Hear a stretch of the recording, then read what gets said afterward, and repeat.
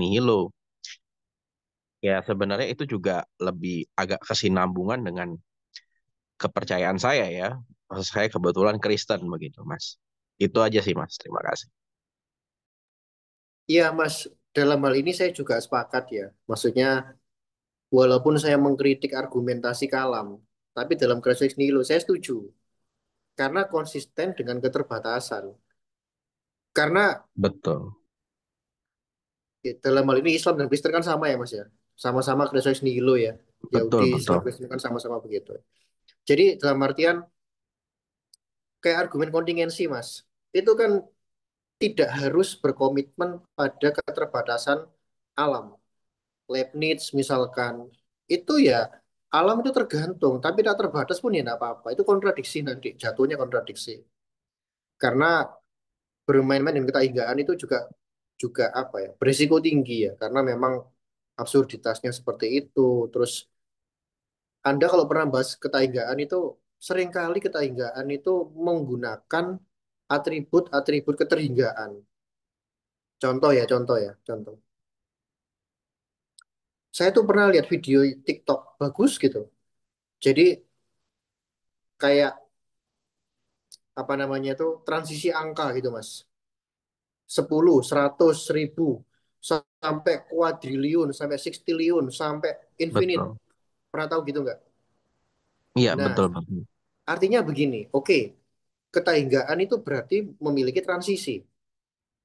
Kalau memiliki transisi, logikanya, maka dia berawal dari terhingga. Nah, kalau dia berawal dari terhingga, logikanya dia kan memiliki awal, bukan tak hingga terus-menerus terjadi. Kuesionya adalah di angka berapakah transisi dari terhingga menjadi gak terhingga. Terus transisi ini, apakah statusnya adalah tetap terhingga atau nggak terhingga, misalkan seperti itu ya. Kalau dikatakan terhingga, berarti kamu kan awal, tinggal nambah satu aja. Itu kan juga transisi menuju tak terhingga. Tetap terhingga juga bagaimanapun. Artinya apa? Itu absurdnya di situ ya. Jadi absurdnya ketahinggaan terus digunakan untuk argumen adanya Tuhan itu absurd double menurut saya ya Mas ya. Karena lek tak hingga terus jadi ateis misalkan itu konsisten. Karena kenapa? Alam semesta ini selalu ada, tetap mapan, kalau dia konsisten, keteraturannya pun tetap. Tidak boleh jatuh. Maka apa? Dia menolak hukum termodinamika yang kedua. Ini fatal. Kenapa fatal? Lah faktanya kekacauan makin bertambah. Itu kan demikian ya. Memang bentuk alam itu menuju kemapanan, iya, tapi ingat kadar keteraturnya juga makin menurun ada di situnya. Jadi betul Mas, saya sepakat dalam hal ini dengan Mas Petrus bahwasanya apa lebih konsisten Kresos nihilo. Dalam hal ini saya setuju dengan Betul. Ghazali ya, lebih konsisten. Oke, gitu. Makasih Mas Petrus. Ya, makasih, Mas. Ada yang mau bertanya lagi atau memberi argumen, teman-teman sekalian?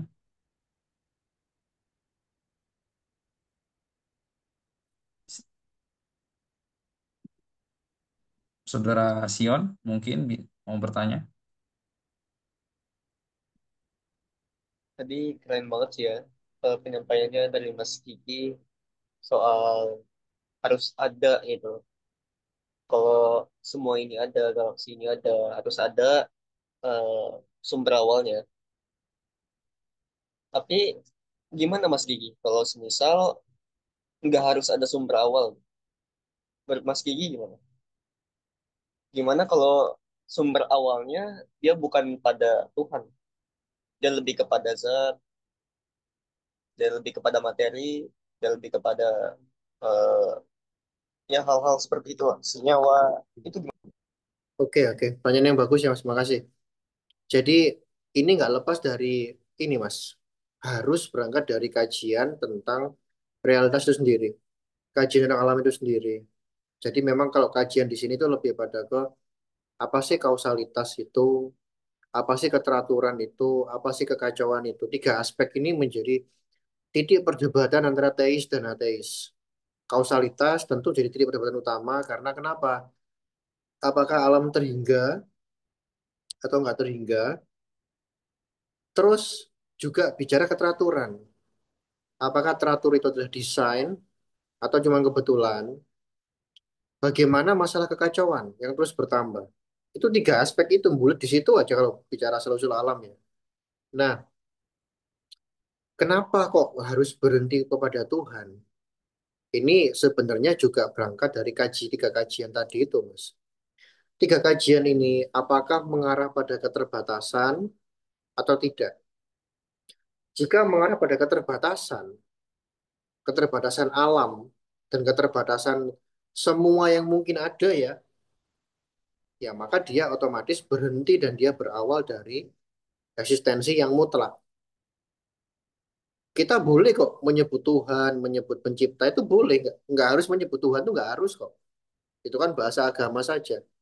Nanti perkara Tuhan yang mana itu baru masuk kajian filsafat agama. Tentu kita nggak mengkaji di sini ya teman-teman ya. Nah, kalau misalkan dari kajian kausalitas, keteraturan dan kekacauan yang benar adalah ketainggaan, ya maka otomatis dia ada dengan sendirinya, tidak membutuhkan sumber eksistensi dari di luar dirinya. Itu Mas, apa? Jadi perlu merunut Sip. apa namanya aspek keterbatasan tadi ya. Apa kalau dalam teori sistem saya ya keterbatasan itu kausalitas itu memiliki hakikat yaitu adalah kekurangan. Loh kok bisa Mas Gigi? Karena kausalitas itu bisa ada karena ada kebutuhan, saling membutuhkan satu sama lain. Kenapa ada kebutuhan? Karena ada kekurangan sebagai hakikat. Kenapa ada kekurangan? Sudah mentok di situ. Kenapa kok mentok? Karena kalau kekurangan dari mana? Ditanyakan lagi. Dari yang ada, Mas. Ya ini semua yang ada ini. Keteraturan, kekacauan, kebutuhan yang ada. Ya harus lebih spesifik dong. Itu kan seperti itu. Nah, kekurangan ini menjadi hakikat kausalitas berarti. Itu nanti jadi yang namanya, itulah kenapa kausalitas itu juga membentuk gradasi realitas. Tadi ya, aku udah singgung sekilas, ada yang namanya lebih dari, kurang dari, itu kan seperti itu ya. Itu kan gradasi realitas. Ada yang namanya paling besar, paling kecil, itu kan seperti itu. Kalau ada paling besar, paling kecil, berarti kan ada yang namanya superlatif atau batasan tadi. Itu, jadi teman-teman sekalian. Loh kok mirip dengan, bentar ya, saya pindah tempat dulu ya. Apa, agak kami. Kenapa kok, ya bentar, saya sambil lanjut ya. Oke, kenapa sih kok sampai eh, muncul yang namanya keterbatasan tadi, teman-teman sekalian?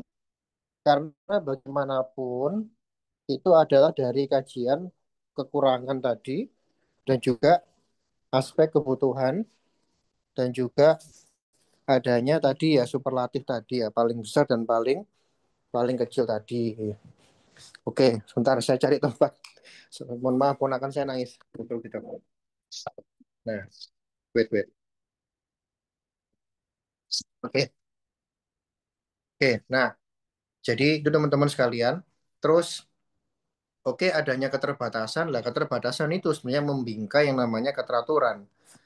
Kok bisa Mas Gigi seperti itu? Karena keteraturan itu adalah hanya bentuk dari kausalitas, yaitu adanya yang namanya unsur sistem, unsur tujuan begitu, goal ending, adanya unsur fungsi kedudukan masing-masing itu mengarah pada tujuan akhir atau goal ending tadi itu. Nah, itu teman-teman akhirnya menunjukkan, oh ini semua terbatas ya. Artinya baik keteraturan yang itu bertambah, oh sorry menurun, itu akan menjadi kekacauan. Artinya kekacauan yang terus-menerus jadi keberakhiran. Ada kesinambungan antara kausalitas, keteraturan, dan kekacauan. Ini menunjukkan keterbatasan semua itu teman-teman sekalian. Nah, keterbatasan ini diruntut keterbatasan alam dan keterbatasan imaterial tadi itu. Dua-duanya tadi ada keterbatasan dari semua yang mungkin ada. Itu begitu. Itulah kenapa ya harus bersumber kepada yang mutlak tadi, kepada yang apa namanya eksistensi yang di luar sebab akibat tadi itu gitu. Itu Mas, Mas siapa tadi yang tanya? Mas Ion ya? Itu yang saya jawab. Oke, sip. Jadi Mas, menurut Ibnu Rus ini menuju kekacauan ini maksudnya kekacauan dalam hal apa ya? Kalau Ibnu Rus malah menuju pada kesempurnaan, Mas. Jadi alam Hmm. itu semakin lama semakin menuju pada kesempurnaan bentuk. Ya nggak sepenuhnya salah sih. Memang dalam evolusi alam itu kan alam makin mapan ya, makin membentuk sistem gitu ya. Kalau kita belajar teori Big Bang itu kan memang dari singularitas, terus dia mengembang gitu kan begitu. Terus pemisahan gaya-gaya dasar, pembentukan apa namanya itu subatomik, atomik, terus jadi partikel, materi dan kawan-kawan itu sampai pembentukan apa namanya itu bintang, planet dan lain-lain. Memang makin lama makin sempurna, tapi ingat, makin lama makin sempurna itu apa bentuknya, tapi kadar keteraturannya itu makin menurun sebenarnya. Lo kok bisa? Ketika Big Bang meledak, duar gitu ya, mengembang begitu untuk awal kali, itu dalam keadaan keteraturan tertinggi begitu ya. Tapi makin lama keteraturannya makin menurun. Apa indikatornya Mas Gigi? Banyak, misalkan energi yang makin menurun di galaksi-galaksi alam semesta ini ya. Itu Anda bisa googling itu banyak beritanya. Yang paling dekat dengan kita misalkan kalau kita itu misalkan melempar gelas pecah gitu ya. Itu nggak bisa dikembalikan sebagai sedia kala gitu ya. Kayak kita mereverse waktu, membalikan waktu kan nggak bisa seperti itu. Karena waktu punya hukum yaitu dia hanya bisa maju. Tubuh kita yang makin menua misalkan, terus matahari itu diserap energinya oleh sekelilingnya tapi dia tidak menerima balik energinya. Matahari juga akan padam. Bintang-bintang juga akan padam seperti itu teman-teman sekalian. Artinya apa? Kalau bintang-bintang semua padam, lo ini mengerikan. Terjadi chaos nanti kan begitu kan ya. Nggak terjadi sistem, nggak terjadi sistem yang namanya tata surya, sistem orbit planet, galaksi dan lain-lain. Itu seperti itu. Jadi tidak sepenuhnya salah, tapi tidak sepenuhnya benar. Dalam artian dia bilang kalau dia berkembang makin sempurna menuju bentuk yang sempurna, ya tapi bentuk yang sempurna itu juga akan jatuh. Jatuh ya mengalami chaos tadi dan akhirnya yang menjadi kehancuran segala sesuatu. Itu yang itu terus tidak tidak apa ya sejauh itu karena sangat terpengaruh oleh Aristoteles itu ya apa penggerak abadi itu kayak gitu Mas. Tapi menurut Mas sendiri, apakah teknologi bisa menghambat kekacauan atau justru bagaimana menurut Mas? Teknologi paling banter dia hanya bisa memperlambat, tapi kalau menghindari total nggak bisa Mas. Betul, betul. Misalkan misalkan gini deh, kan ada tuh ilmuwan yang berambisi agar manusia hidup abadi itu kan ada Mas ya. Saya lupa tuh nama ilmuwannya siapa tuh. Itu nggak sepenuhnya abadi kok, tapi dia memperpanjang umur. Karena memang tubuh kita itu sudah apa ya, dasarannya sudah terbatas gitu kan. Kita berusaha hidup sehat misalkan, nggak merokok, nggak miras, nggak macam-macam sesuai sehat pokoknya. Tapi kita kan terbatas pada usia tua. Artinya ya hanya bisa memperlambat, tidak bisa menghindari. Tuh seperti itu Mas. Atau kita bikin mobil yang super canggih begitu ya. Tapi secanggih-canggihnya juga bisa karaten. Karena udah sifat dasarnya seperti itu gitu loh. Karena dia mengalami friksi kan, benturan kan. Sehingga dia pasti mengalami karat, dia apa ya, bahasanya aus mungkin seperti itu ya. Terus dia mengalami yang namanya kerusakan perlahan. Jadi hanya bisa apa Mas ya, hanya bisa memperlambat, tapi tidak bisa apa ya, menghambat sehingga nggak bisa sehingga ini nggak bisa kacau, enggak seperti itu. Itu nanti jadi kritik terhadap mungkin Mas-mas pernah tahu teori Big Bunch, teori pantulan besar. Jadi alam semesta itu mengembang begini ya, Big Bang itu, terus mengerucut kembali karena gravitasinya lebih kuat begitu. Terus dia meledak lagi, duar begitu ya. Nah, itu terkendala apa? Bagaimana menjelaskan alamnya sudah kacau, itu bisa kembali menyatu dan dia meledak lagi yang itu membutuhkan energi sebesar energi Big Bang awal. Itu yang nggak mereka nggak bisa jawab. Itu kayak gitu. Gitu ya, Mas Petrus jawaban saya. Mas Bang Iya Kiki udah betul. Terima kasih. Bang Kiki udah masuk. Silakan Bang Kiki. Oke, ya silakan. Ah, Memaparkan. lanjut dulu masih ngikutin baru baru gabung. Gak apa lanjut dulu Bang Gigi. Silakan. Udah Bang Kiki udah siap nih memaparkan argumennya 20 menit. Memang giliran nih Bang Kiki. Eh, tadi satu lagi siapa Bang Gigi ya? Yang ini Iya, materi. iya. Saya sudah, Mas Kiki. Sudah tadi. Hmm. Ini udah masuk Mm-mm. diskusi juga. Bentar. Boleh nanya gak Bang Gigi? Boleh, Eh, boleh. Monggo, monggo. Silakan. Em, saya sendiri kan belajar ya, bukan apa ya, bukan para ahli juga gitu. Tapi tadi saya sepakat jika saya sendiri menerima bahwa Tuhan itu esa, mutlak dan maha sempurna, maka konsekuensinya dari sifat-sifatnya ya, itu kan segala yang berasal darinya itu pasti mengandung orientasi terhadap kesempurnaan gitu. Atau sebagai yang esa, Tuhan itu tidak terbagi, tidak tersusun dan tidak memiliki kekurangan. Dan sebagai yang maha sempurna, Tuhan tidak memiliki potensi yang belum terrealisasi gitu. Sebagaimana dijelaskan tadi Bang Gigi. Nah, gue sepakat kalau misalkan jika Tuhan sebagai penyebab, pasti akibatnya yaitu alam semesta ini dan seluruh eksistensinya itu tentu tidak dapat sepenuhnya jauh dari nilai-nilai kesempurnaan, Bang Gigi.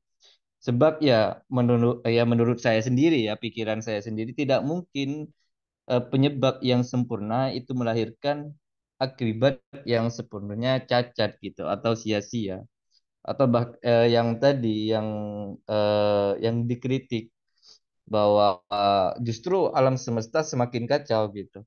Nah, bagaimana Bang Gigi kalau misalkan ini ada bantahan? Saya sendiri sepakat dengan argumen yang dibawa oleh atau narasinya Bang Gigi tadi. Sedangkan ada bantahan lain untuk memahami Tuhan sebagai yang esa gitu. Oke, oke. Ya, terima kasih, Mas, pertanyaannya. Jadi, kalau saya tuh justru sebaliknya ya, Mas. Maksudnya sebaliknya itu justru ciptaan itu tidak sempurna itu kan begitu. Kekurangan hakikatnya sebagaimana saya sampaikan tadi. Karena apa ya, dalam kreasi nihilo itu justru ada jarak yang jauh. Dalam artian antara Tuhan dan juga makhluk itu tentu dia berbeda. Berbeda total, berbeda mutlak ya. Artinya dalam kajian sistem tadi tentang kausalitas, keteraturan, kekacauan, itu sebenarnya menunjukkan betapa relatifnya alam ini gitu ya. Karena tadi ya, hakikatnya adalah kekurangan dan dia terbatas. Terbatas itu dia punya awal punya akhir, keteraturan juga mengarah pada keterbatasan seperti itu. Keteraturan juga jatuh, menurun dan dia menjadi kekacauan. Nah, keterbatasan itu tidak hanya mengikat alam semesta material kita tapi termasuk imaterial. Nah, itu seperti itu. Jadi kalau saya itu gini, Mas. Setelah membuktikan alam itu creationis nihilo tadi, saya langsung simpulkan, oke Tuhan ada. Nah, begitu. Terburu-buru itu kayak siapa namanya? William Lane Craig misalkan atau Andrew Locke misalkan seperti itu yang mereka hanya menggunakan pisau cukur Occam ya atau parsimony principle. Tapi gini loh yang lebih hebat daripada alam itu nggak mesti dia mutlak. Tentu ini material ya, imaterial ya, yang goib ya.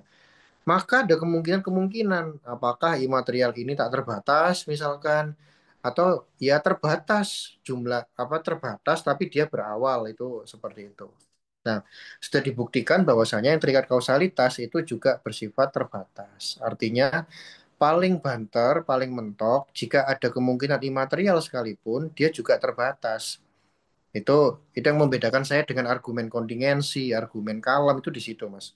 Nah, artinya apa? Otomatis dia membutuhkan yang di luar yang relatif tadi, yang kekurangan, yang kebutuhan, yang lebih kurang dari dan juga paling tadi ya. Di luar itu semua, di luar yang terikat kausalitas semua tadi itu. Maka disebut dengan yang mutlak atau yang esa tadi itu. Sehingga apa? Yang diciptakan yang esa justru yang relatif, Mas. Bukan yang sempurna itu seperti itu. Kalau konsekuen ya, harusnya seperti itu. Karena kalau yang sempurna juga, loh berarti kan, ya mohon maaf, ada kesamaan. Itu kan seperti itu ya.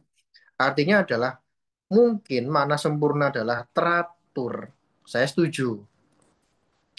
Memang teratur ciptaan Tuhan. Tapi ya tidak sepenuhnya 100% terus dia, apa namanya, teratur. Dia juga bisa kacau gitu loh. Faktanya kan demikian ya. Misalnya kayak agama samawi itu mengenal namanya kiamat. Itu kan menunjukkan keteraturan semesta ini juga ada batas akhir. Nah, dalam artian, lo kok begitu ya Mas? This is fact. Itu adalah fakta, teman-teman sekalian, yang harus diterima. Dalam artian, berarti makna makna teratur itu bukan sama dengan dia menolak kekacauan. Enggak. Karena dia adalah cermin keterbatasan, maka dia punya keterbatasan tadi, nggak bisa terus-menerus teratur. Maka dia menurun menjadi kekacauan. Kekacauan itu justru menunjukkan adanya sistem tadi, keteraturan. Jadi itu include kesatuan, itu seperti itu yang saya gagas ya, teori sistem itu ya, teman-teman sekalian. Jadi Mas, kesimpulannya adalah yang diciptakan oleh Tuhan itu justru yang relatif, bukan bukan yang perfect. Itu kan seperti itu ya. Itu begitu Mas, respon saya. Terima kasih. Jadi saya silakan Bang Kiki untuk menjelaskan pemikiran muhasabah terutama Oke, silakan. tentang, Ya. tentang ini keberadaan Tuhan dan keteraturan alam. Silakan Bang Kiki. Hmm. Ya, assalamualaikum teman-teman. Sorry terlambat masuk ini. Tadi Bang Gigi paparannya tentang rasionalisme Ibn Rus pasti dengan pendekatan peripatetik ya. Memang ada sisi perbedaan dengan Mula Sadra. Nanti kita akan masuk situ. Cuma untuk teman-teman perlu dipahami juga biasanya kalau pembahasan filsafat Islam itu sudah selesai dengan pembahasan Tuhan itu ada. Justru yang dibahas itu bagaimana keberadaannya. Tapi kalau kita harus membutuhkan argumentasi tentang keberadaan Tuhan, paling mudah biasanya kita memulai dengan prinsip realitas, yaitu bahwa sesuatu itu memang ada secara nyata karena prinsip ini adalah lawan dari falasi. Orang yang menolak realitas itu orang yang falasi. Karena kenapa? Saat dia menolak, dia juga bagian dari realitas. Lalu kekeliruan berpikir justru menolak adanya realitas. Sedangkan filsafat justru berdiri di atas keyakinan bahwa realitas itu memang benar-benar ada. Dia asli. Lalu jika kita menganggap bahwa realitas itu bisa lenyap atau bisa tidak ada, maka akan muncul kontradiksi. Apa kontradiksinya? Jika kita mengatakan bahwa realitas itu tidak ada, pernyataan itu sendiri menunjukkan adanya sesuatu, yaitu ketiadaan realitas. Yang berarti secara tidak langsung tetap mengakui adanya sesuatu sebagai realitas. Jadi mustahil secara esensial mengatakan bahwa realitas itu tidak ada. Maka dari situ realitas pasti ada dan tidak bisa tidak ada. Nah, dalam filsafat, sesuatu yang pasti ada dan mustahil tidak ada secara esensial, maka dia disebut sebagai darurat azali atau kedaruratan yang kekal. Nah, sesuatu yang keberadaannya sudah pasti sejak awal, tidak bergantung kepada apapun sebagai darurat azali, dalam prinsip realitas eksistensial, hanya ada satu eksistensi yang keberadaannya punya status begini, yaitu keberadaannya pasti niscaya secara esensial, dalam istilah Arab disebutnya wajibul wujud bizatihi, atau kita kenal dengan necessary existence. Ini adalah eksistensi yang realitas mutlak kekal, yang kita nggak bisa bantah. Kalau kita mau bantah, kita harus menolak dulu realitasnya. Nah, lalu realitas itu kan bukan Tuhan. Ya, kita bedakan tadi. Kalau yang bukan Tuhan itu apa? Ketika kita meneliti semua eksistensi yang ada, kita menemukan bahwa masing-masing dari eksisten ini, yang ada ini, itu pernah ada, pernah tidak ada, atau suatu saat mungkin akan lenyap, Maka dari situ jelas bahwa tidak satu pun dari eksistensi yang bisa kita amati ini adalah wajibul wujud atau necessary existence. Tetapi justru mereka bisa ada dan bisa tidak ada. Karena mereka bisa ada dan bisa tidak ada, maka pasti mereka bergantung pada satu realitas yang benar-benar absolut, yaitu yang darurat azali tadi. Maka untuk membuktikan keberadaan Tuhan dengan penjelasan ini, bahwa Tuhan sebagai wajibul wujud tidak perlu argumen yang rumit. Bahkan dia bisa menjadi dasar dalam filsafat pertama, bahwa keberadaan Tuhan itu jelas dan langsung bisa dipahami, atau dia menjadi aksioma dasar, atau dia menjadi sesuatu yang badihi, bukan yang nazari atau teoritis. Untuk argumen Tuhan mungkin begitu ya. Kalau kita lihat argumentasi ketuhanan yang sebelumnya sejak Anselmus, atau argumentasi determinasi, kausalitas, creation ex nihilo, semuanya pasti punya celah-celah premis gitu. Tapi kalau kita mendasari bahwa eksistensi itu dimulai dari realitas, harusnya saat dia membantah dia harus menolak dulu realitas. Saat dia menolak realitas, penolakannya juga di dalam realitas, maka dia akan jatuh pada ambigu. Itu argumentasi tentang keberadaan Tuhan. Lalu kita masuk ke mula sadra. Pertama, mula sadra itu dia punya ciri khas menggabungkan beberapa mazhab-mazhab filsafat sebelumnya. Yang kita tahu di dalam filsafat Islam itu dikenal ada filsafat Masya'i, filsafat iluminasi atau hikmatul isyraq, ada gnostik dan mysticism Islam atau irfan disebutnya biasanya, dan ada juga gerakan dalil tekstual yang mengedepankan Al-Quran dan hadis yang nanti kita sebut sebagai ahli kalam. Nah, dari empat ini, Mulasarda berusaha membangun sintesanya bahwa umumnya orang hanya concern-nya pada satu paradigma saja, hanya pada filsafat rasional saja yang digagas oleh kalangan peripatetik, gengnya Ibnu Sina, Farabi, Al-Kindi.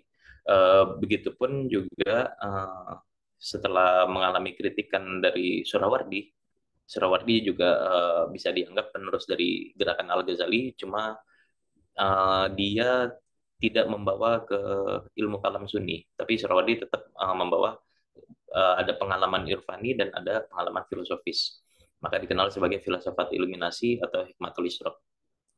Lalu ada gnostik dan mistik tadi, itu digagas oleh sufi-sufi seperti Ibn Arabi, Rumi, dan Junaid al-Baghdadi. Itu yang menawarkan epistem yang menggunakan dasar intuisi. Artinya mereka menganggap rasio punya kelemahan, teks punya kelemahan.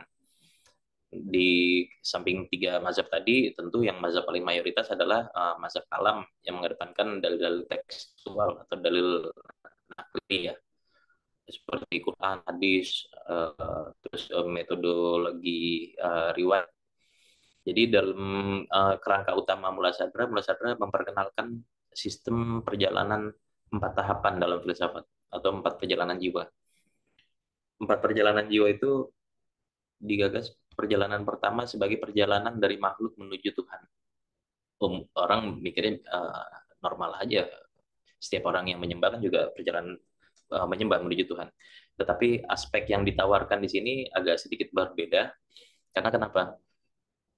Memahami dunia ciptaan atau secara ontologi untuk membuktikan keberadaan dan keesaan Sang Pencipta ini adalah perjalanan dari vertikal ke atas. Makanya tadi bahwa pembahasan dalil pembuktian Tuhan adalah perjalanan yang tahap paling pertama banget, bahwa dimulai dari bisa membuktikan realitas itu tidak bisa dibantah. Nah, disitulah mulai perjalanan mengenal keesaan.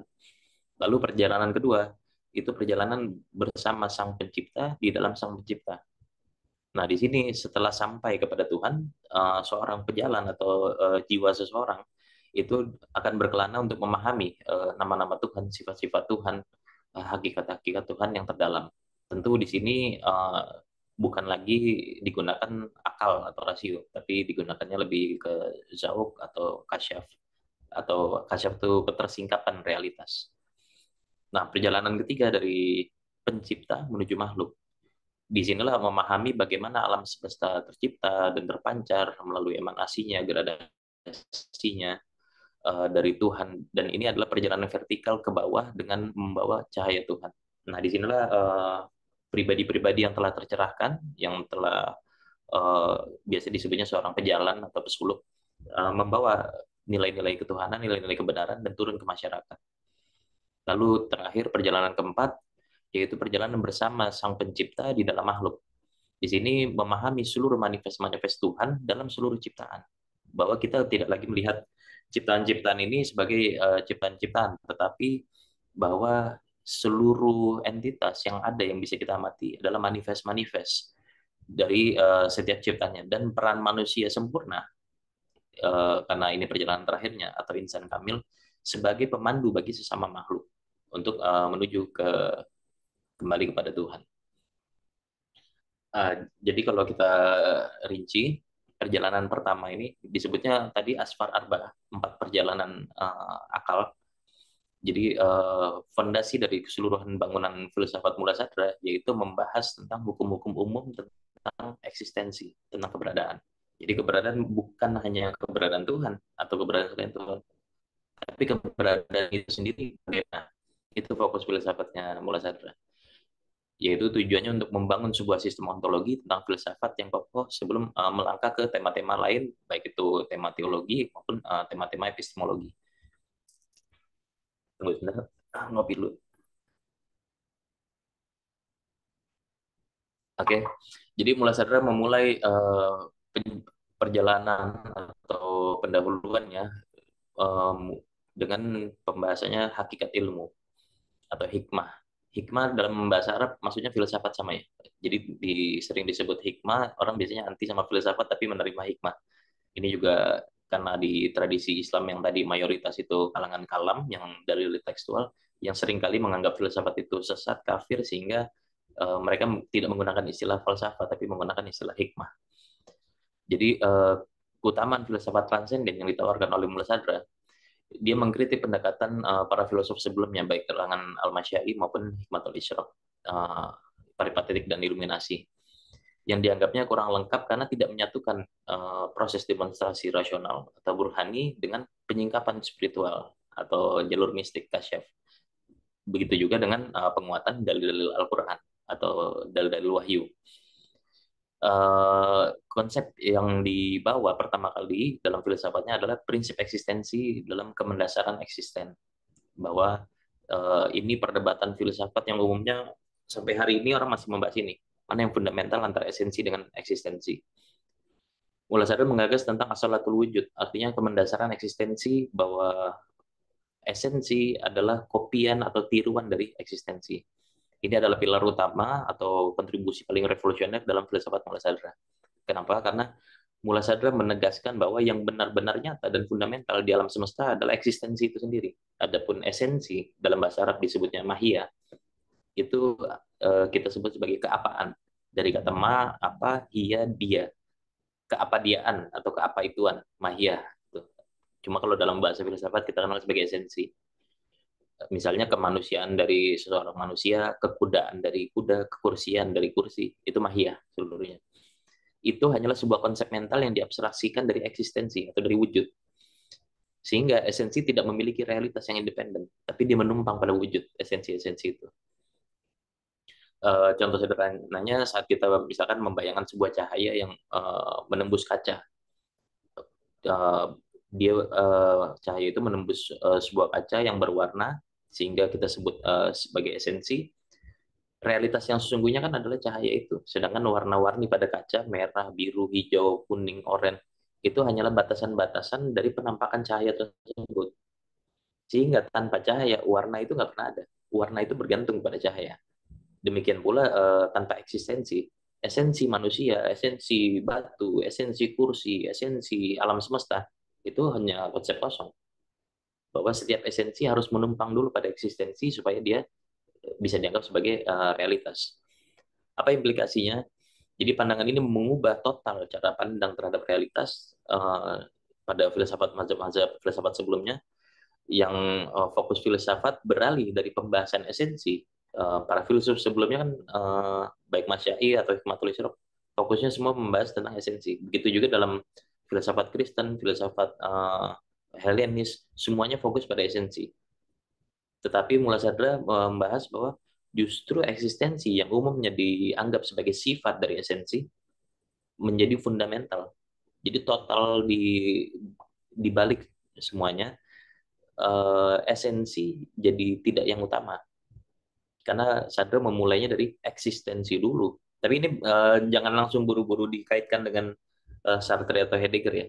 Ini Sadra punya ciri khas tersendiri, sehingga nanti bagaimana eksistensi ini menjelaskan keragaman. Lalu esensi itu apakah ada di realitas di luar, nyata, atau dia hanya itibar, konsep-konsep di kepala kita. Nah, selanjutnya pembahasan tentang apa itu perbedaan eksistensi. Disinilah mungkin teman-teman sering mendengar istilah tentang emanasi, iluminasi, hipostasis.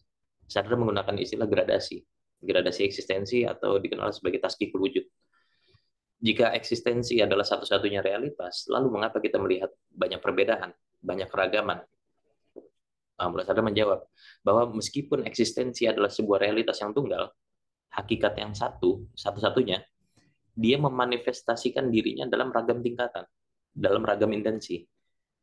Nah, ragam intensi itulah yang disebut sebagai gradualitas eksisten, yang berbeda-beda dalam hal intensitasnya, kekuatannya, kesempurnaannya.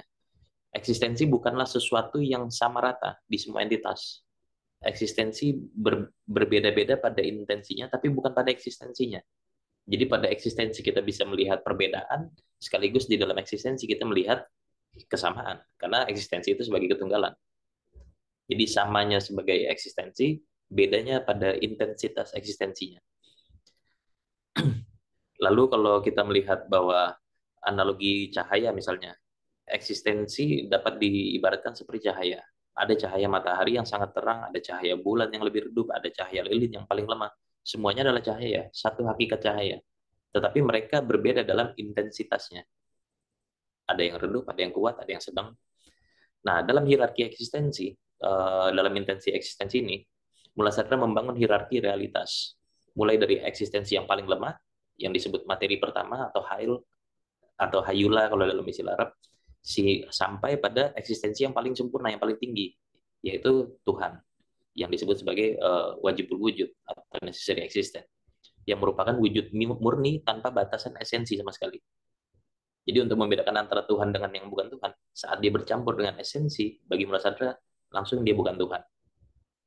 Karena Tuhan bagi Mulai Sadra adalah yang tanpa esensi sama sekali, dia eksistensi tak bercampur. Kalau eksistensi bisa dilekatkan dengan esensi, disebutnya eksistensi bercampur, maka dia sebagai ciptaan atau mungkin wujud atau kontingensi eksisten. Nah, ciri khas filsafat Mulai Sadra juga bicara tentang gerak substansial atau dikenal sebagai al-harakah jawhariyah. Ini ide radikal yang belum pernah ada dalam filsafat sebelumnya sebagai konsekuensi dari prinsip-prinsip gradasi eksisten tadi. Jadi kalau kita lihat seperti Aristoteles, Ibnu Sina, Farabi, Al-Kindi meyakini bahwa perubahan gerak itu hanya terjadi pada perubahan empat aksiden atau sifat-sifat luaran suatu benda, perubahan lokasi, substansi atau inti dari benda dianggap statis bagi para filsafat sebelumnya. Nah, justru Mulai Sadra menolak pandangan ini. Dia berpendapat bahwa perubahan justru terjadi pada intinya, pada substansinya. Sehingga pada segala sesuatu saat intinya berubah, maka dia memberikan dampak pada aksiden-aksiden penyusunnya. Nah, mungkin pandangan filsafat sebelumnya justru kalau saat substansi berubah, maka esensinya berubah. Bagi Mulai Sadra memang per detik adalah perubahan eksistensial, bukan hanya perubahan esensi. Itulah bentuk keragaman eksistensinya. Jadi contoh misalnya kita bicara pohon kurma, dia tidak hanya mengalami perubahan aksidental, bertambah besar, berubah warna atau berbuah, substansinya sendiri secara terus-menerus bergerak dan bertransformasi menjadi pohon kurma yang tambah besar, tambah tua. Semakin dia berubah bentuk, dia semakin menyempurna. Atau kita bahas tentang sel telur atau air mani gitu. Secara substansial bergerak menjadi embrio, lalu janin, lalu bayi, lalu lahir, anak kecil, lalu dewasa, dan seterusnya. Seluruh alam semesta juga begitu. Selalu dalam proses becoming yang tiada henti. Proses ingin menjadi bentuk lain. Nah, filsafat sebelumnya menolak gagasan ini, loh berarti tidak ada dong sesuatu yang pasti. Yang pasti itu dia selalu bertransformasi menuju kesempurnaan. Inilah ide lokus utamanya di gerak substansi mula sadar, sehingga menyebabkan implikasi spiritualnya apa? Konsep ini memberikan dasar filosofis bagi gagasan tentang penyempurnaan jiwa. Jiwa manusia tidak statis, dia berada dalam gerak substansial yang konstan, artinya terus bertumbuh, terus menyempurna. Entah dia bisa menuju kesempurnaan, mendekati Tuhan, atau menuju degradasi, menuju kehinaan, atau terjun bebas. Jadi dalam eskatologi atau kehidupan setelah kematian bagi Mulasandra, dari gerak substansi inilah bagaimana fisik kita akan terbentuk, di mana jiwa terus berevolusi, bahkan setelah terpisah dari tubuh, maka yang dibangkitkan itu bukan tubuh yang lama. Karena begitu juga dalam pandangan sains misalnya, bahwa tubuh yang lama dia akan terurai dengan hukum-hukum alam, dengan zat-zat alam. Tetapi saat manusia lahir, ada fisik, ada ruh, lalu saat mengarungi hidup, karena fisik juga dipengaruhi oleh lingkungan, maka jiwa proses bertumbuh. Nah, si jiwa inilah yang akan dihukumi, dia akan memiliki tubuh baru, tubuh mitsali atau tubuh imaginal dari proses bertumbuhnya secara substansial. Mungkin gitu dulu, sembari jalan nanti kita diskusi ya. Kira-kira itu gambaran garis besarnya Mula Sadra, dan itu tadi beberapa kutipan gue ambil dari kitabnya langsung Asfar Arba'ah jilid pertama. Gitu. Terima kasih teman-teman. Terima kasih Bang Kiki ya. Bahwa Mula Sarada mengatakan Tuhan itu tanpa dibatasi esensi ya. Karena dia esensi paling tinggi. Karena menurut Sadra, kalau Tuhan itu dibatasi esensi, berarti dia bukan Tuhan ya. Kalau dia wujud bercampur, maka dia mahia. Berarti dia wujud kontingen. Wujud kontingen. Menurut Bang Kiki gimana? Ada tanggapan? Tanggapan tanggapan saya kurang lebih ya hampir sama kayak tanggapan saya ke Ibnu Rus tadi. Karena Ibnu Rus sama Mula Sadria punya kesamaan ya, yaitu alam itu bersifat kodim, yaitu gerak tadi ya, teman-teman sekalian. Jadi kurang lebih sama, Mas.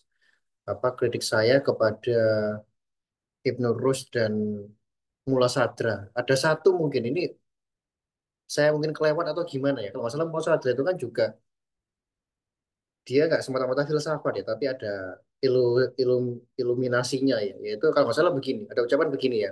Tolong Mas Kiki eh, koreksi saya kalau saya salah. Jadi untuk sampai pada Tuhan itu tidak, saya lupa, tidak harus atau tidak perlu lewat makhluknya, tapi langsung ke wujud Tuhan langsung. Kalau saya itu bilang begitu masalah itu. Ini kan ciri khasnya tasawuf, sufi ya, sufistik ya. Jadi kalau peripatetik kan untuk sampai pada Tuhan ya menalar alam semesta dulu baru sampai pada Tuhan. Tapi kalau mulai ini kalau salah ada premis begitu. Jadi untuk sampai pada Tuhan itu ya pahamilah wujud Tuhan ya. Kalau dalam hal itu benar, ada kan itu benar dia. Di situ saya nggak sepakatnya di situ. Maksudnya itu ya karena kita sedang mencari Tuhan gitu loh. Kok langsung membuktikan Tuhan dengan Tuhan wujud Tuhan itu sendiri ini akhirnya apa circular circular logic itu ya mungkin tambahan saya. Terus masalah gradasi realitas tadi itu kurang dipadu padankan dengan misalkan hakikat realitas, hakikat kausalitas itu seperti apa. Cuman itu dalam hemat kami ya, itu menjadi ambruk semua ketika simula ini tuh mengarah pada ketahinggaan tadi. Itu sih yang menjadi kayak kontradiktif secara besar itu ya. Nah, lubang lain yaitu bagaimana ketika misalkan Mula Sadra itu apakah beliau berbicara tentang keteraturan alam juga.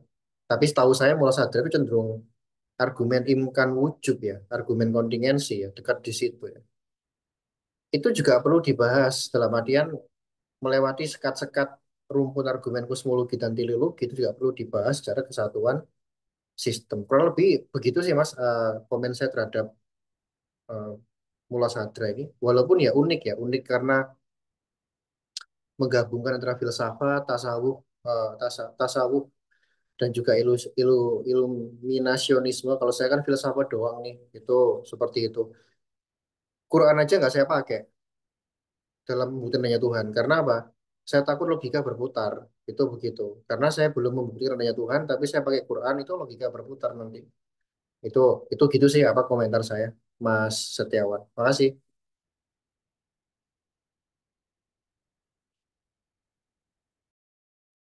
Silakan Boleh Mas kasih Gigi. tanggapannya. Mungkin kedengarannya kayak, oh kalau mau kenal Tuhan langsung lewat Tuhan. Tadi di awal bahwa Tuhan itu sebagai realitas yang tidak mungkin ditolak sebagai prinsip-prinsip badihi. Jadi bahkan argumentasi sadra tentang ketuhanan sama kayak kita menerima 1+1 sama dengan 2. Dia prinsip yang sebelum konsep-konsep. Misalnya kita masuk dalam pembahasan ontologisnya tentang kategori eksistensi atau kategori wujud. Teman-teman mudah-mudahan paham ya kalau gue mengatakan wujud maksudnya eksistensi gitu, karena kebiasaan menggunakan kata wujud. Jadi pertama tentang substansi dan aksiden atau al-jauhar wa al-arad. Bagaimana hubungan 10 kategori dalam Aristotelian.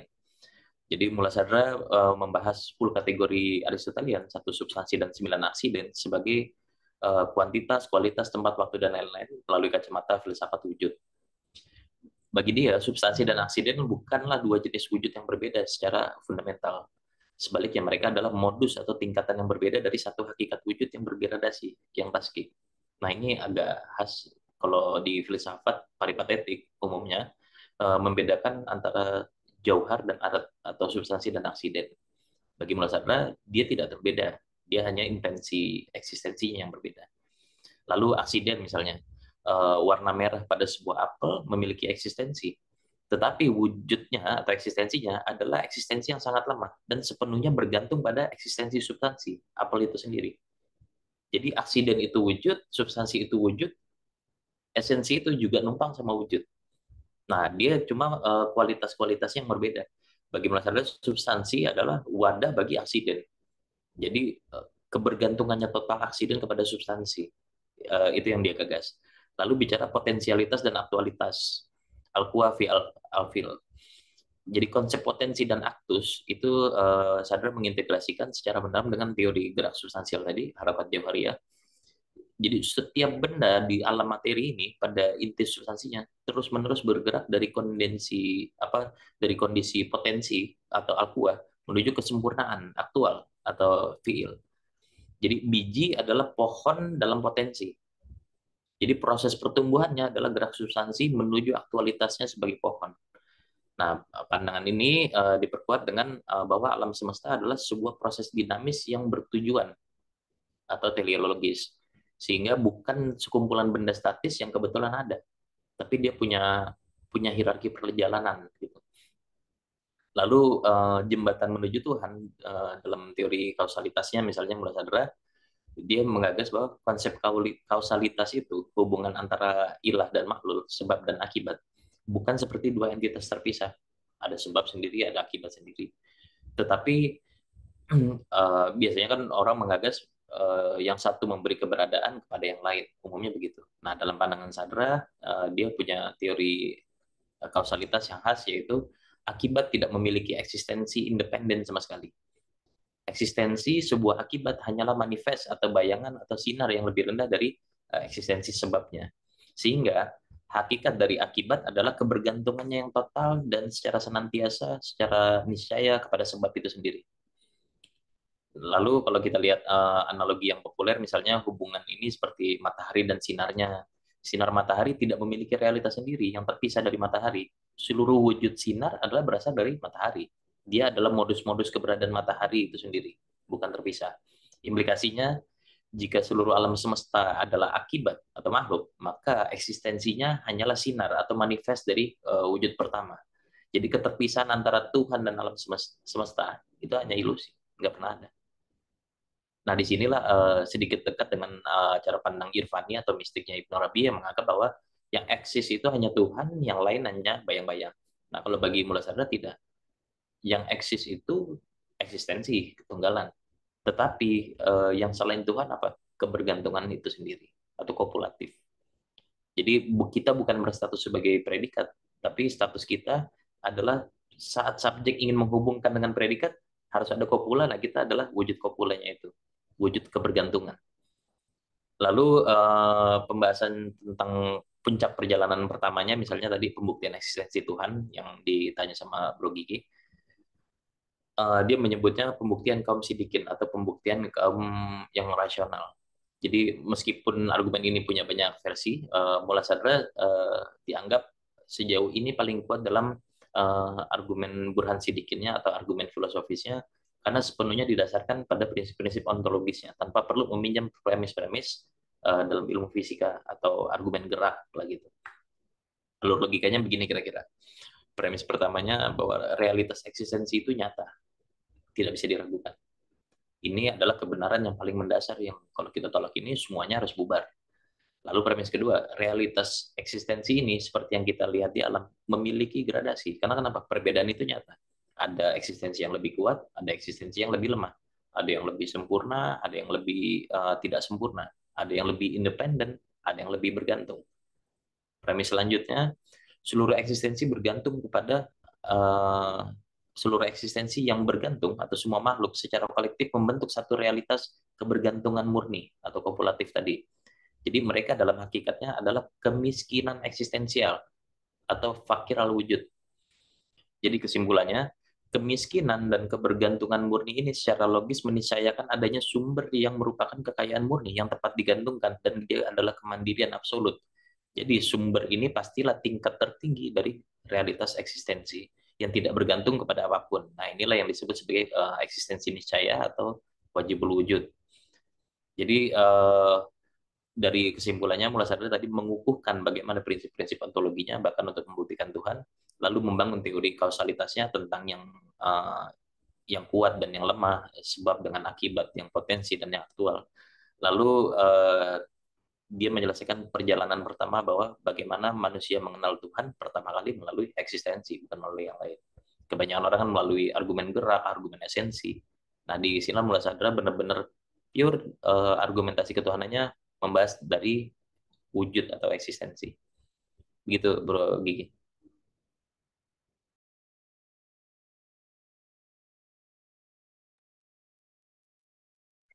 Oke, terus lanjut gimana ini? Lanjut komen-komenan gitu, Mas Tiawan? Atau Iya, gimana? silakan Mas Gigi. Oke, memang ada plus, eh, ada plus minus ya dari tadi argumennya apa namanya itu eh, Mullah Sadra ya. Saya meng-highlight tadi, saya coba membangun perbedaan apa yang saya bangun, apa yang saya gagas dengan Mullah Sadra itu kan begitu. Jadi memang kalau berarti Mullah Sadra ini dekat dengan argumen kontingensi atau gerak, Mas, Mas Kiki. Kalau lebih dekat ya masuk klasifikasinya tuh atau ini argumen Sekaligus. ontologi. Kontingensi dan gerak itu sekaligus. Oh, dua-duanya ya. Hmm. Oke, ya, dua-duanya. Nah, dua-duanya ini yang cenderung ke situ ya. Karena Memang, nanti juga dari argumentasi gerak dan kontingensi ini banyak persoalan teologi kan. Misalkan dalam agama penjelasan tentang takdir, tentang nasib mansukh, tentang bahwa Tuhan kadang punya istilah merubah hukum atau kadang menunggu dulu baru manusia melakukan, Tuhan baru merubah. Ini banyak menyelesaikan persoalan pertanyaan-pertanyaan teologis untuk persoalan begitu. oke. Iya, iya. Ya tadi Mas Setiawan dan teman-teman yang lain, respon saya kurang lebih sama dengan respon ke Ibnu Rushd ya, karena argumennya agak mirip ya, terutama di argumen gerak, walaupun argumen geraknya lebih pada ke substansi tadi itu ya. Cuman kurang lebih sama, apa, posisi Ibnu Rushd dan Mullah Sadri ini lebih pada ke gerak yang kodim tadi ya, itu yang sering saya sampaikan, sering saya bantah, itu seperti itu. Cuman yang menarik tadi ada pembahasan gradasi gradasi realitas tadi ya dan sebagainya itu saya juga memasukkan gradasi realitas cuman yang membedakan lebih pada ke ini diarahkan pada keterbatasan atau tidak tuh itu yang membedakan ya terus bagaimana hubungan sistemik dengan keteraturan dan kekacauan Mula Sadra lebih dekat dengan kontingensi dan gerak kalau saya sebagaimana saya sampaikan tadi dan di beberapa forum-forum sebelumnya, saya sebenarnya mendekonstruksi argumen kontingensi gerak kalam juga dan argumen trilogi, terus saya bangun apa yang saya sebut dengan teori sistem tadi itu. Jadi apa ya? Di satu sisi lain saya mengapresiasi Mula Sadra, di satu sisi lain saya juga memberikan kritik. Artinya Mula Sadra tidak langsung seperti kayak argumen kalam yang itu fokusnya menunjukkan oke alam itu creatio ex nihilo, tapi kurang apa ya? Kurang punya ya tadi ya misalkan dasar gradasi realitas dan lain-lain itu seperti itu. Terus lebih pada ke tadi ya hakikat tadi berarti hakikat hakikat hakikat alam, hakikat realitas ini ketergantungan ya Mas ya. Menurut Mula Sadra ya. Betul ya. Yang selain Tuhan adalah kebergantungan itu sendiri. Oke, berarti hakikat hakikat makhluk adalah ketergantungan. Bisa dibilang begitu ya Mas? Fakir al-wujud. Nah, ketergantungan. Oke. Nah, nanti juga itu menjadi kajian saya yang saya tekuni adalah sebenarnya ketergantungan itu memang dekat dengan kontingensi dan itu adalah premis utama kontingensi. Artinya alam semesta itu mungkin ada, mungkin tidak. Dan dia mengalami perubahan. Cuman saya berusaha meruntut sebenarnya di balik ketergantungan itu ada apa sih? Nah, itu kan begitu. Kalau saya lebih pada ke, oh ada kebutuhan. Kebutuhan ada apa? Ada kekurangan. Mungkin yang lebih membedakan lebih ke situ. Ada penelaran hakikat hakikat realitas yang lebih lebih radikal lagi ya, lebih lebih ke situ. Ketergantungan kalau dalam sistem saya, ini saya hanya membangun perbedaan ya dengan Mula Sadra ini, yaitu kalau ketergantungan itu sebagai konsekuensi keterbatasan kan begitu kan, dan dia berpuncak pada keterbatasan material maupun imaterial tadi. Yang membedakan saya dengan creatio ex nihilo adalah kalau creatio ex nihilo langsung disimpulkan alam diciptakan dari tiada maka ada yang menciptakan yaitu Tuhan. Kalau saya tadi meruntut dulu, jangan terburu-buru, tapi ya ada kemungkinan kausalitas imaterial. Ini harus diruntut dulu, dipastikan keterbatasannya, baru mengkaji kritik pada ketahinggaan material maupun imaterial. Saya konsisten pada keterbatasan. Itu apa sekedar saya menambahkan apa yang membedakan saya dengan Mula Sadra dan juga argumen kalam, apalagi gerak ya yang saya banyak bantah tadi. Cuman di antara para filsuf yang saya hormati, selain Al-Kindi, itu juga Mula Sadra karena ya tadi ya, maksudnya cukup mendetail dalam apa namanya itu mengkaji kausalitas itu cukup detail. Saya membaca kitab Asfar ya, Mas Kiki ya, Asfar nggak salah ya. Itu yang paling terkenal itu kan kitab Asfar itu ya. Itu juga, Aspararba. betul betul, itu juga cukup apa ya, cukup mendalam perenungan beliau itu. Ya, walaupun saya tidak dalam menyepakati iluminasinya ya, saya cenderung peripatetik ya. Cuman ketika beliau bicara gradasi realitas, itu itu sudah advance gitu loh. Itu yang kurang ditemui dalam, let's say argumen kalam, argumen geraknya Ibn Rushd misalnya. Itu yang kurang kurang ditemui, itu begitu. Cuman ya saya tambahkan tadi, tidak berhenti pada apa itu kausalitas, tapi ya tadi ya, bagaimana membangun sistem dengan aspek keteraturan dan kekacauan itu jangan lupa, agar bisa melampaui rumpun argumen kosmologi dan teleologi. Mungkin itu Mas Setiawan tambahan saya, elaborasi saya dan yang membedakan posisi saya dengan Mula Sadra dan juga tadi Ibnu Rus. Tapi overall saya appreciate ya apa Mula Sadra ini sebagai filsuf Iran yang sangat berpengaruh. Dia bisa ditarik di filsafat, itu begitu ya. Ditarik di tasawuf juga bisa tadi paparannya Kang Kiki. Ya walaupun saya tidak dalam posisi apa dalam posisi itu ya, dalam posisi iluminasionisme itu. Terima kasih Mas Tiawan, itu tanggapan saya. Baik, kita sesi ini ya, sesi kasih kesempatan bagi teman-teman. Ada yang mau bertanya, teman-teman sekalian? Ya, sebenarnya definisi mistik itu apa menurut Bang Kiki itu?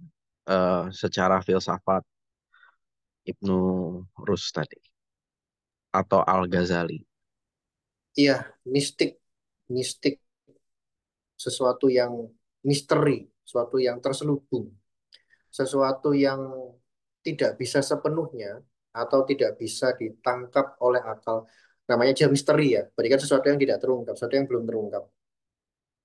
Misteri ini cukup erat kaitannya dengan filsafat irfani atau yang batiniah seperti itu. Misalkan Ibnu Arabi dengan apa Wahdatul Wujud kalau nggak salah ya, mohon koreksi kalau saya salah ya. Dan juga mungkin em, teosofi atau filsafat dalam tasawuf itu sangat-sangat bersifat mistik. Misalkan pengalaman hulul, hulul itu bertemu dengan Tuhan, komunikasi atau itihad atau dalam keadaan tajali dan sebagainya itu cenderung bersifat mistik Mas. Atau dalam keadaan tertentu ada dogma-dogma yang sifatnya itu nggak usah dipahami dengan akal deh, itu tetap misteri. Itu mungkin mengarah ke sana ya. Definisi mistik itu. Tidak harus mistis itu definisinya ya, tidak tidak selalu, sorry, tidak selalu bersifat klinik, goib dan lain-lain ya. Tidak selalu seperti itu. Atau pakai pakai jimat, dukun begitu, enggak selalu seperti itu. Itu juga mistis agama. Mistis misalkan ciri khas dalam kejawen begitu ya, atau misalkan kayak agama kuno-kuno begitu, paganisme misalkan. Mistisme juga bersifat tadi iluminasionis itu kan. Atau yang sering kali disampaikan adalah misalkan ya kita nggak sepenuhnya bisa memahami apa namanya itu eksistensi Tuhan, misalkan seperti itu. Itu kata orang mistik ya, buat kata saya. Atau atau misalkan kayak agama tertentu, Mas. Misalkan agama di Persia itu apa namanya? Saya lupa, Mas. Apa? Zoroaster. Nah, Zoroaster. sorry ya, Zoroaster misalkan. Itu kan juga mengandung aspek mistis ya, karena misalkan oh dewa ini itu berperan di sini, dewa ini berperan di sini dan sebagainya itu juga ada aspek mistisme ya, sesuatu yang tidak terungkap yang itu berhubungan erat dengan hal yang bersifat gaib tadi. Mungkin itu Mas definisi mistik bagi saya ya yang saya pahami. Mungkin ada kekurangan juga. Masih Berarti hubungan pribadi lah ya Mas, bisa dibilang begitu ya. Hubungan pribadi bisa dengan Tuhan. bisa sebagai salah satunya. Itu bisa dibawa ke mistik, bisa juga enggak. Itu kan seperti itu. Misalkan gini Mas. Saya itu menghayati begitu ya. Oh, kebesaran Tuhan misalkan luar biasa ya ciptaan Tuhan dan bagaimana. Itu kalau itu bukan mistik ya, tapi itu bersifat peripatetik. Tapi kalau misalkan kemarin aku mengalami ekstase. Wih, kamu pakai narkoba, bro? Enggak. Loh, terus gimana? Waktu saya zikir berkali-kali, 1.000 kali, 10.000 kali, kalau tasawuf kan begitu ya. Saya merasakan jiwa saya itu lepas dari raga saya. Terus saya melihat sesuatu yang luar biasa putih cahaya. Itu namanya pengalaman mistis. Diceritakan pun itu sangat reduksionis. Pak, maksud saya paham nggak ya teman-teman ya? Jadi pengalaman yang itu, nah itu kan menurut kamu, itu kan begitu. Ada begitunya, Mas. Kayak kayak let's say pengalaman tasawuf ya, atau yang lagi marak sekarang itu kan misalkan eh, pengajian-pengajian para habaib. Nah, ini kalau ada orang Jawa nggak di sini ya? Kalau di Jawa itu kental dengan, mohon maaf ya, habaib-habaib seperti itu yang punya pengalaman luar biasa seperti itu ya, kayak misalkan bisa menurunkan rantai dari emas, oh, itu gitu dan lain-lain. Itu kan iya bener gitu tadi verifikasinya seperti apa itu kan begitu. Paling banter dia bilang loh itu pengalamanku, akhirnya jadinya subjektif. Itu juga bisa dikatakan sebagai mistis juga, itu bisa seperti itu. Gitu Mas. Ya artinya yang saya nangkap ini Tuhan itu bisa dirasakan gitu dengan mistik ini, dengan tasawuf tadi gitu. Ya. Artinya dirasakan benar secara nyata seperti Hmm, itu. hmm, hmm. Ya, memang dalam perspektif tasawuf lebih banyak olah rasa ya, Mas. Terutama tasawuf yang bersifat batiniah. Ada tasawuf itu kan ada macam-macam Betul. ya. Ada macam-macam aliran. Ada yang bersifat lebih ke filsafatnya, falsafi, kayak Ibnu Sina itu dikatakan tasawuf juga bisa. Dengan emanasinya Ibnu Arabi kan begitu. Ada tasawuf yang bersifat itu apa namanya cenderung ke praktek. Cuman kecenderungan memang itu eh, lebih banyak paham emanasi ya atau panenteisme itu seperti itu. Itu juga erat dengan mistik. Tapi mistik ada yang pure mistik, ada yang mistik tapi difilsafatkan itu juga ada. Jadi seperti itu Mas Petrus. Iya, makasih, Mas. Yuk, yuk Mas sama-sama. Ada yang mau bertanya lagi? Bang a priori, ada yang mau ditanyakan?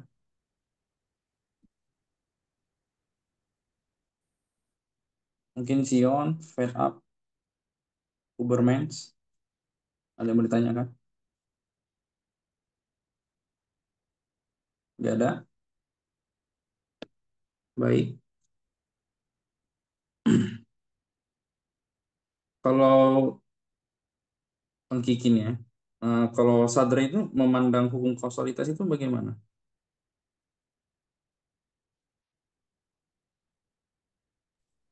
Kausalitas itu umumnya orang menganggap sebab dan akibat adalah dua entitas terpisah. Tapi di Sadra, sebab dan akibat itu adalah satu eksistensi yang mana akibat adalah kemiskinan eksistensi, sebab adalah kekayaan eksistensi. Jadi yang miskin selalu bergantung kepada yang kaya.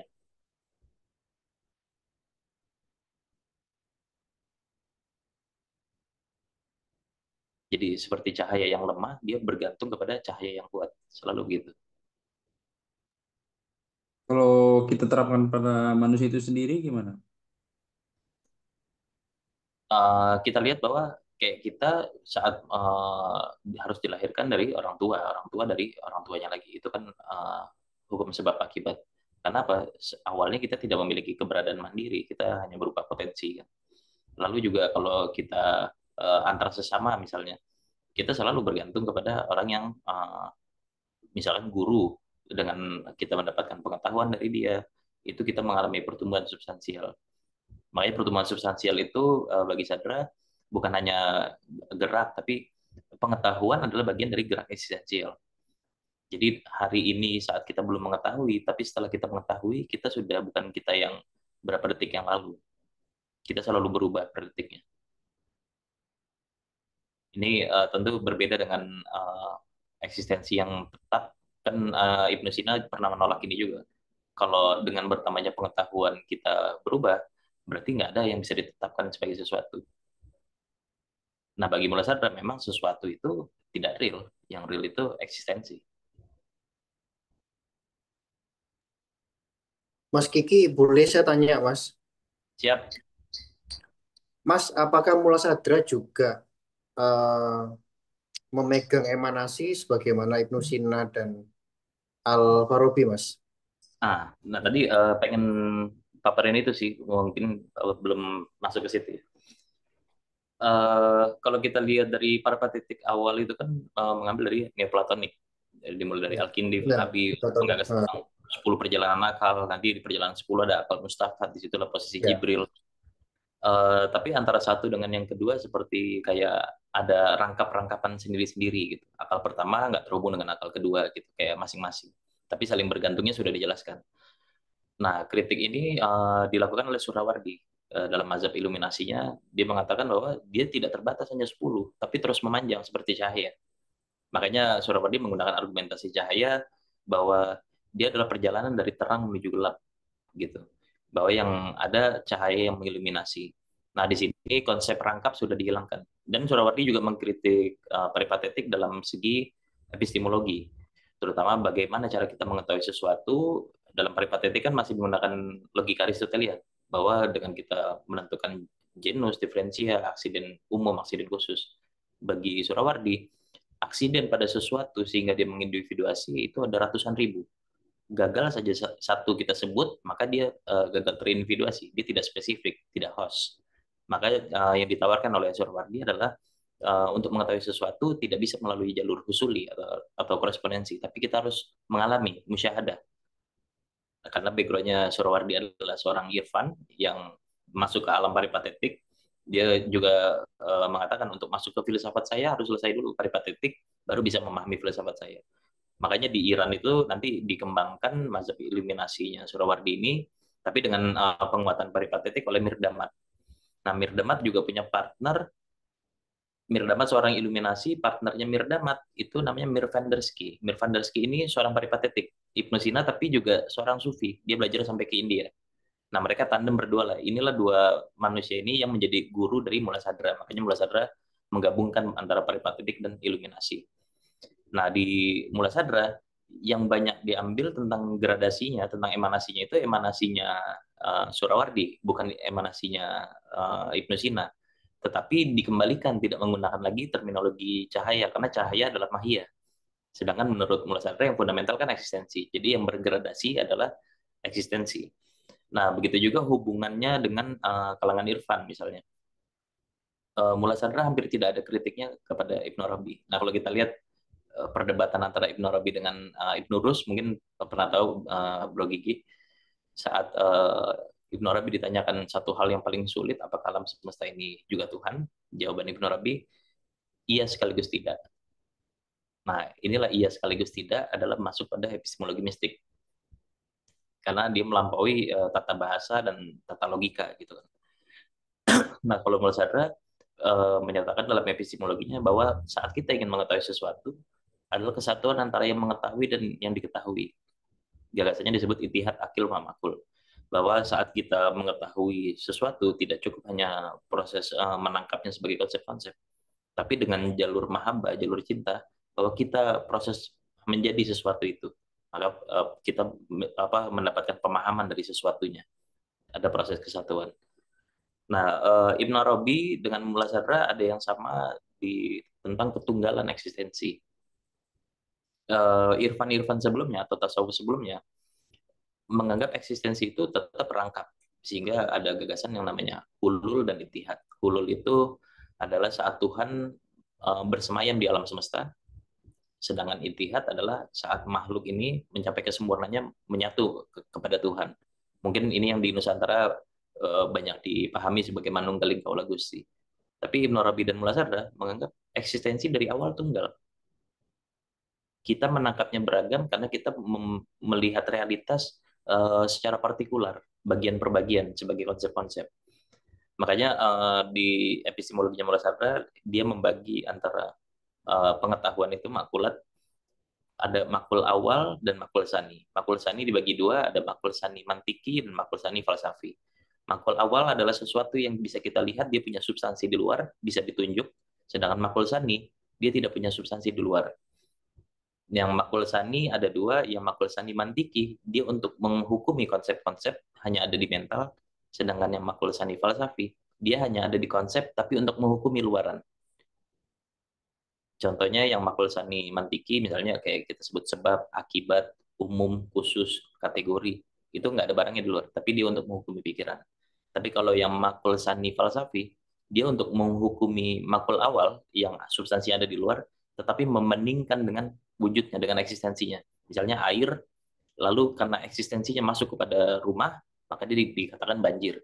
Atau memukul eksistensi yang ada, tangan dan muka. Tapi peristiwanya itu kita membandingkan esensi dengan eksistensinya. Maka itu digagas sebagai makul sani falsafi. Gitu kira-kira tambahannya. Berarti cenderung emanasinya Ibnu Arabi ya, Mas Kiki ya, si Iya. siapa?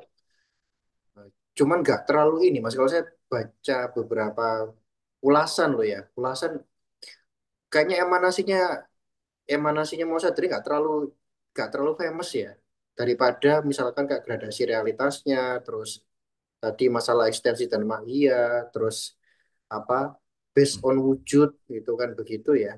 Nah, saya baru tahu ini Mas jujur masalah emanasinya Mullah Sadra itu punya kesamaan dengan emanasinya si si siapa Ibn Arabi.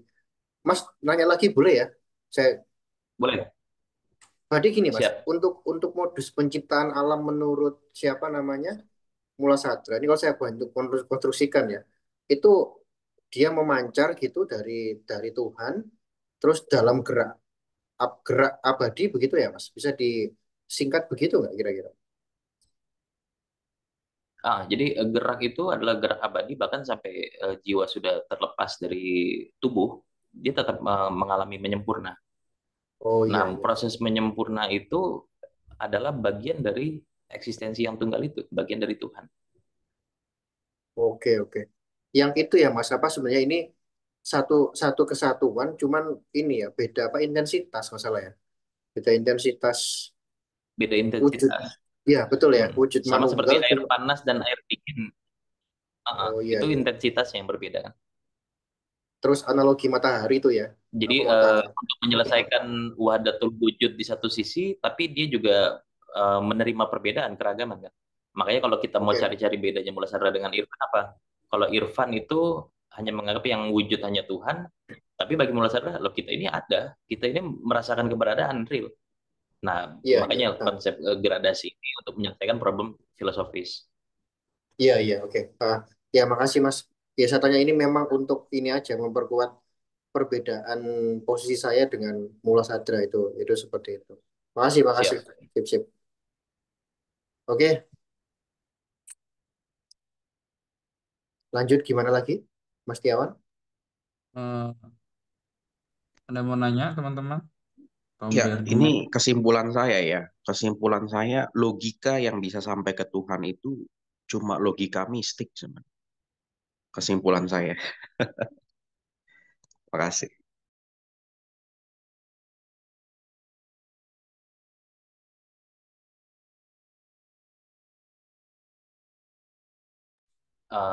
Izin nambahin boleh, Bro Setiawan? Boleh, boleh Bang Gigi. Nah, Apa? jadi ini problem filsafat dengan agama biasanya. Eh, Kadang kenapa ya agama itu kok seolah-olah kadang nggak bisa sejalan dengan filsafat. Kita sudah membangun filsafat kita, tapi kadang sudah masuk ke teologi kok ada bertentangan. Apakah harus lompat ke mistik? Enggak, kadang mistik juga bertentangan juga dengan teologi. Memang dia tiga kacamata yang berbeda, tiga episteme yang berbeda. Nah, makanya kalau hemat gue bahwa agama teologi biarkan dengan kemegahannya sendiri. Bahwa makanya kita juga harus konsisten bahwa yang kita lagi bahas adalah filsafat bukan teologi. Karena jangan kita memaksakan bahwa filsafat kita inilah teologi, nggak bisa begitu. Bahwa filsafat sudah punya konstruknya sendiri. Nah, filsafat hanya bisa masuk dalam pembahasan tentang realitas dan eksistensi. Memang filsafat ini tidak diperuntukkan masuk untuk membahas tentang surga, neraka, pahala, atau bahkan hal-hal teologis yang sangat rigid gitu. Karena basisnya teologi kan selalu dimulai dari teks, sedangkan filsafat dimulai dari paradigmanya rasional. Nah, begitu juga uh, bicara filsafat dengan Irfan. Irfan ini bukan hal yang untuk dibicarakan memang. Meskipun ada Irfan Nazari atau tasawuf falsafi, tapi tetap pondasinya adalah pondasi filsafat. Makanya bahwa kenapa kita perlu mengkaji filsafat supaya kita diharapkan bisa mentok dan tahu diri. Bahwa puncak dari pengetahuan adalah ternyata kita tidak bisa tahu bahwa Tuhan itu harus dialami bukan diketahui. Nah, untuk bicara Tuhan dialami bukan diketahui itu harus masuk ke ranah mistik. Mistik tuh ya spiritual, batin. Cara-caranya bagaimana ya dengan memperbaiki diri, menahan hawa nafsu, terus juga beberapa mungkin tirakat-tirakat misalkan kayak berpuasa. Karena dikatakan juga kan barang siapa 40 hari menahan diri, maka dia akan lebih dekat kepadaku. Jadi itu juga yang dilakukan para filosof muslim, meskipun mereka rasional, tapi aspek esoteriknya mereka juga menjalankan. Sejak dari Ibnu Sina, Farabi, Surawardi, dan Mullah Sadra. Jadi bahwa aspek mistik, serasional apapun filosof muslim, tidak akan pernah lepas dari pandangan esoteriknya. Meskipun ada yang konsisten di wilayah rasional saja, ada yang berusaha mengintegrasikan antara rasional dan mistik. Begitu tambahannya. Ada yang mau bertanya? Yang lain? Silakan.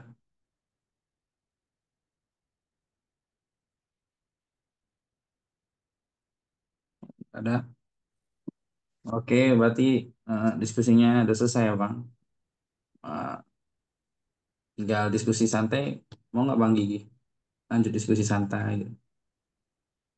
Saya Mas Gigi. memberikan closing closing statement aja ya. Oh boleh, silakan. Next dilanjut lagi ya. Udah jam 10 malam. Iya, iya. Ya, oke. Makasih. Jujur saya pertama kali diskusi di sini saya terkesan ya. Maksudnya ada ya kritisnya oke lah teman-teman. Walaupun nggak banyak ya jumlah pesertanya. Tapi itu oke, itu nggak ada masalah bagi saya. Cuman yang penting kualitas ya. Kualitas nalar kritis tadi itu. Kalau saya pribadi menambahkan yaitu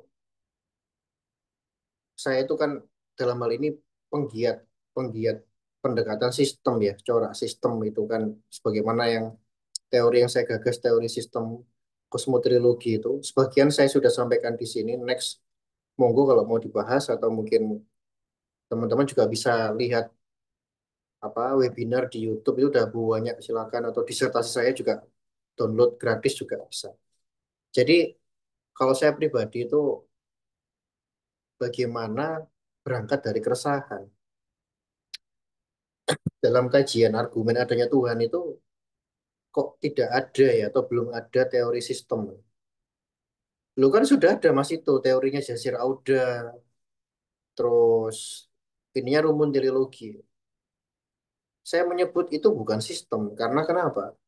Argumen teleologi itu cenderung mengabaikan atau tidak memfokusi bagaimana kausalitas itu.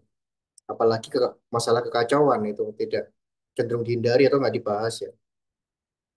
Itu berangkat dari keresahan itu gitu loh. Bagaimana melampaui rumpun argumen kosmologi dan teleologi. Karena saya melihat rumpun-rumpun ini masing-masing punya evaluasi fundamental selain evaluasi sistemik. Bagaimana sih tadi ya hubungan sistemik antara kausalitas, keteraturan dan kekacauan itu apa gitu loh. Itu yang membuat saya penasaran dan ya tadi akhirnya menulis disertasi itu. Artinya begini teman-teman sekalian, itu ciri khas yang saya tawarkan dalam berbagai forum yang saya isi, baik di berbagai kampus maupun di berbagai komunitas ya, termasuk di Ubermensch yang baru pertama ini ya. Ini juga kan perkenalan juga ya. Nah, cuman di satu sisi yang lain, saya juga punya keresahan gitu loh. Saya kan juga banyak berdialog dengan ateis. Bagaimana membangun argumen atau kritik ateisme yang itu mengunci total. Ini belum saya keluarkan ya. Nanti next lah kalau bahas ateisme itu boleh lebih seru lagi.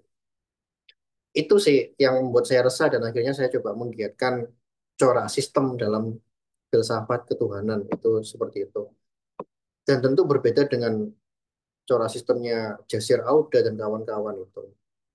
Nah, dan saya terima kasih teman-teman sudah apa ya diundang ke sini, suatu kehormatan besar bagi saya juga bisa diskusi dengan Mas Kiki.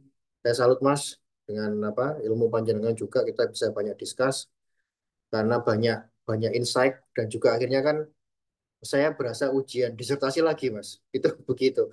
Makanya tadi saya tanya beneran nggak ngetes, saya tanya beneran. Itu seperti itu ya. Jadi, oh begini, Mas ada begini, begini. Akhirnya, oke, itu distingsi dengan posisi posisi saya. Jadi, alhamdulillah saya terima kasih banget ya. Teman-teman sudah apa, mengizinkan saya discuss di sini. Itu luar biasa sekali dan sekali lagi, baik Ibnu Rus maupun uh, Mula Sadra, memang saya banyak mengkritik, tapi di sisi saya juga mengapresiasi bagaimanapun mereka adalah tokoh besar yang punya pengaruh besar ya terhadap perkembangan. Perkara ada kekurangan pemikiran, yuk ayo kita tadi ya, kita kritik, bahkan kita melakukan dekonstruksi. Wah, Mas Gigi ini orang postmodernis, tak kok dekonstruksi, tadi aja yang diomongin, bukan.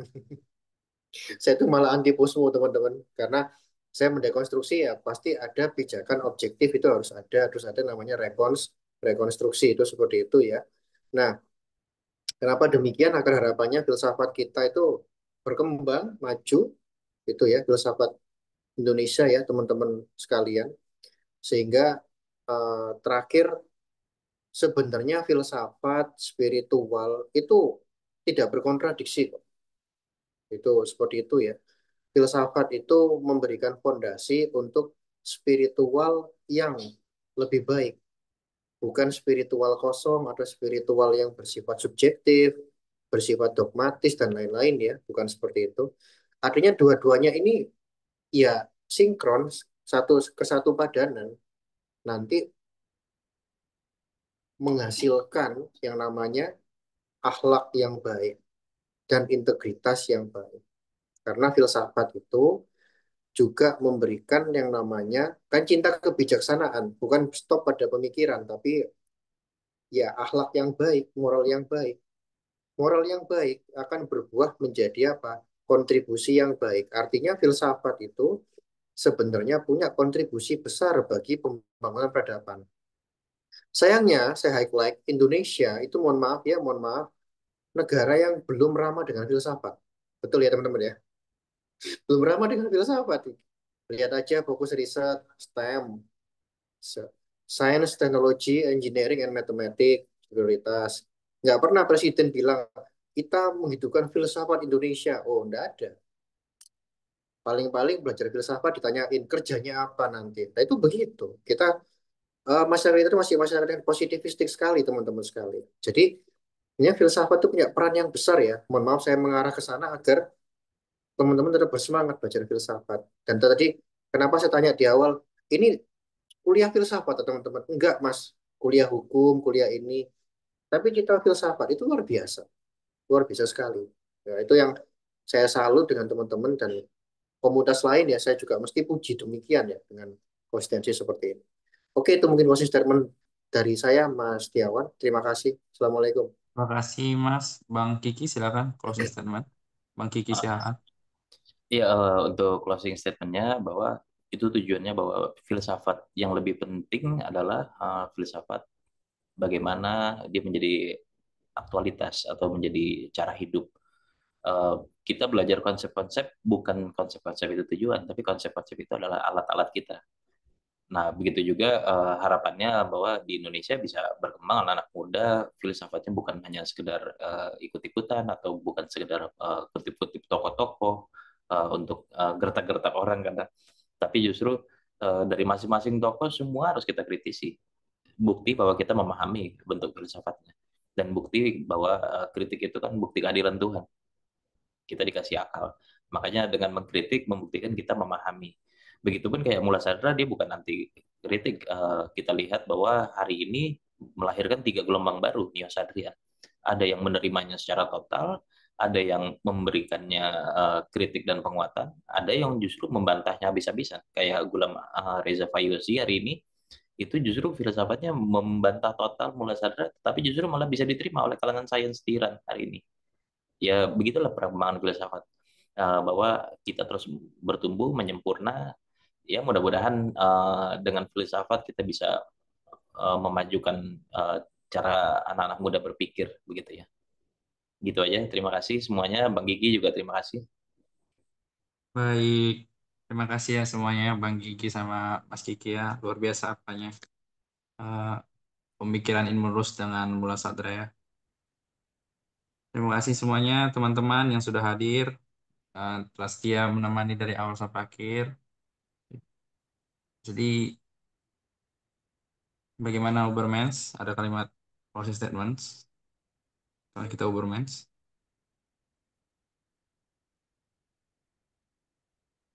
Gimana? Baik, karena Ubermans nggak mungkin lagi apa ya audionya. Terima kasih semuanya teman-teman ya. Saya akhiri ya Zoom ini ya teman-teman. Bang Kiki sama Mas Gigi ya. Oke, thank you semuanya. Yuk, Pamit dulu. terima Assalamualaikum, kasih. teman-teman. Terima kasih. Mohon maaf ya. Waalaikumsalam warahmatullahi wabarakatuh. Iya, makasih. Salam.